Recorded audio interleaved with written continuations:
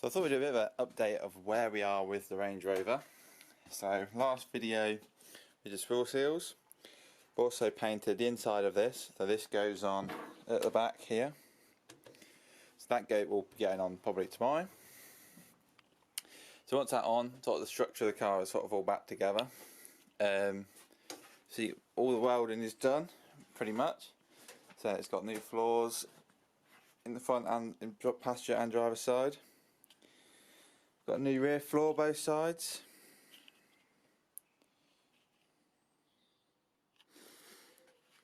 Then in the engine bay, actually the engine bay hasn't changed that much, to be honest. Just that the pedals have come out. Got to take this side out as well. Going to paint them separately. Obviously, hopefully tomorrow we'll get the chassis and the body separated. So drop the body. I'll pick the body up with a car ramp.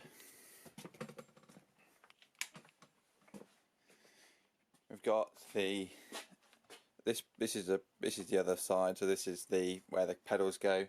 So brake servo down there.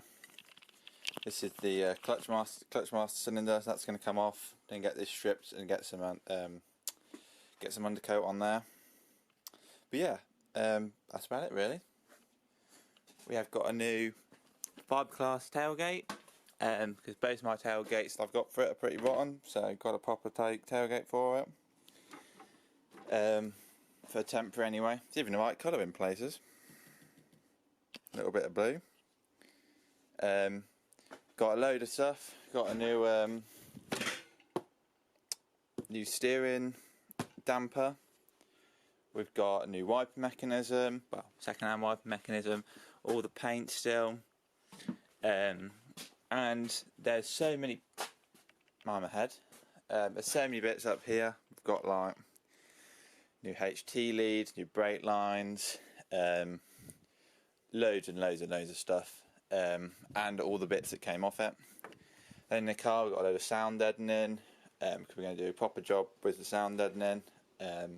Got wax, even more under seal. We've got a load of paint for doing the chassis. So yeah, that's about it.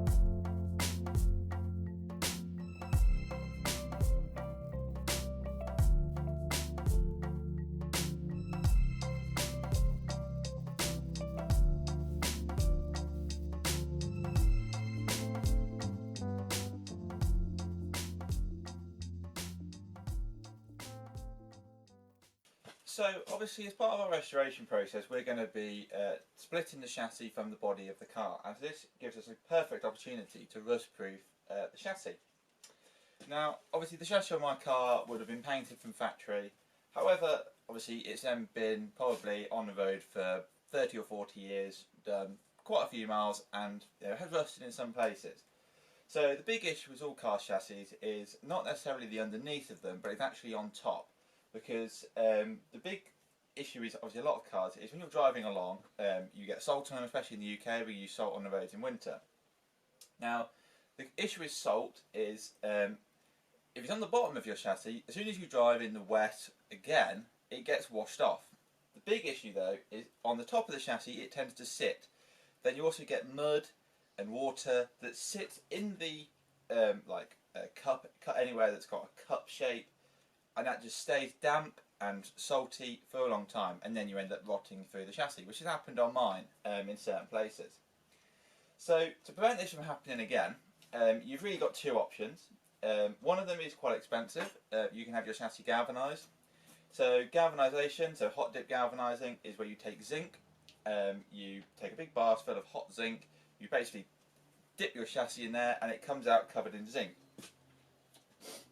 Now, the best bit about zinc is it provides something called cathodic protection. So when metal rusts, it essentially gives off electrons. So electrons are part of the atomic structure of the steel. It gives off electrons to the environment, and certain things speed this up, mainly moisture and salt. Because obviously rusting is also called oxidization, the process of oxygen taking away electrons from the steel. So in a ship, it goes in the sea, so they put zinc blocks on the ship. And what this does is the zinc is more, it gives up electrons easier than steel. So what that means is although the steel will give up an electron, the steel will then receive a new one effectively from the zinc. So it provides something called cathodic protection. Now with galvanizing, what that means is even if you scratch an area of a galvanized chassis and it goes through to the steel, the surrounding zinc will provide electrons to that part of the steel, so it doesn't rust through in that particular spot. Now this is brilliant. Unfortunately, it's quite expensive. Also, you've got to obviously fully strip your chassis down to bare metal. But it does have benefits. For example, it gets inside of the chassis. But I decided not to do that. It's too expensive. So I'm going to do it with these products here. Now this is not sponsored, so don't be thinking that I've been being paid to say this, because I do not have enough subscribers for that. So our first step will obviously be to wire brush the chassis. So this will do two things. It will remove any loose surface rust and also provide a key. So you can't, for example, this product here, which is Built Hammer Hydrate 80, this is a rust converter. This is the rust converter that you can paint on top of. So this provides a hard top base. So it seals in the rust and converts it to an inert polymer-based compound, I believe. What that means is that even if you spill water on it, then it won't rust. But it's not a very thick coating.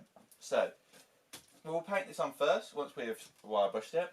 And we'll paint this on. This is very thin. As you've seen, I've already done some of the chassis with it already, and it goes a nice black colour once it's done.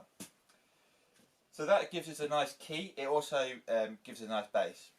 So once we've done that, we're going to paint it with this. So this is a zinc phosphorus primer, or red oxide primer. Essentially, this is a zinc-based primer. So while this is not as good as galvanising, this should provide a very small amount of cathodic protection to the chassis if there is a scratch that goes through the bare metal.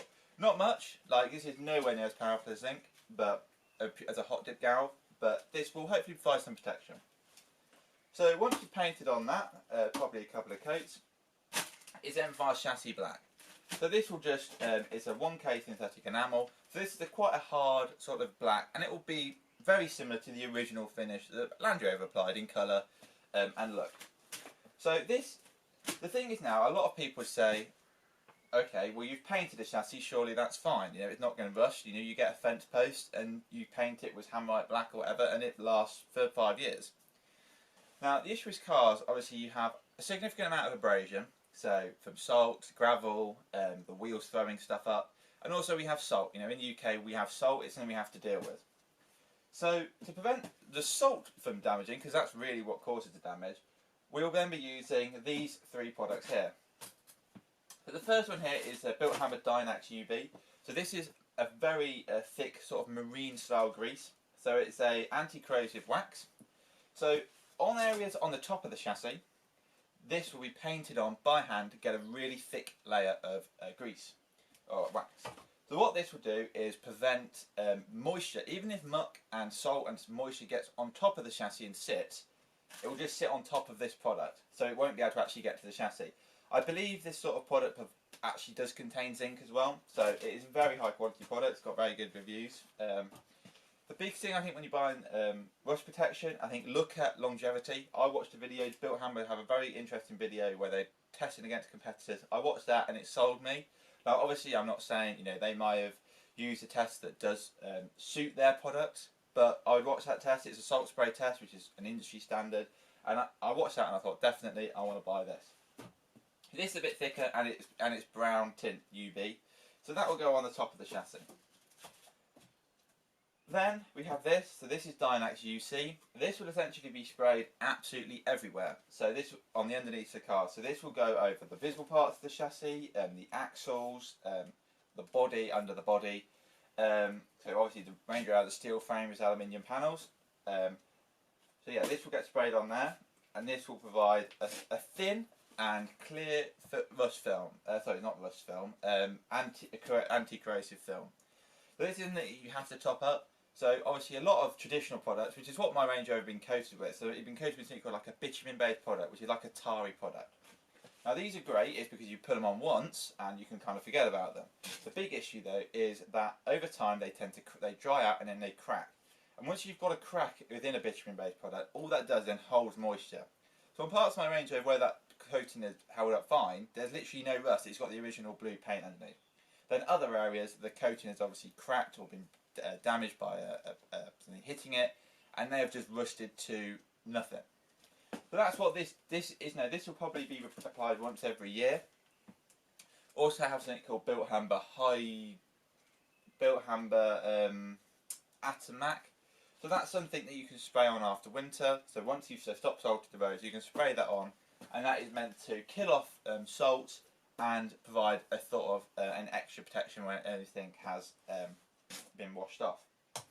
And the final product is this. So this is Dynax S50. So this is a cavity wax. So with this you have a long lance, which I've lost. Anyway, no, I haven't lost it, it's just over there somewhere. So yeah, you have a long lance, and what you do is you push this inside of any box sections that can trap moisture, and effectively you press the trigger and you just pull out the lance.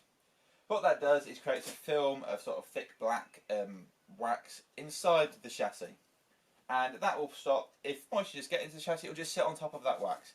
So what we're effectively trying to do is stopping moisture and salt from actually coming in contact with the paint. Then the paint is effectively acting as sort of actually a last layer.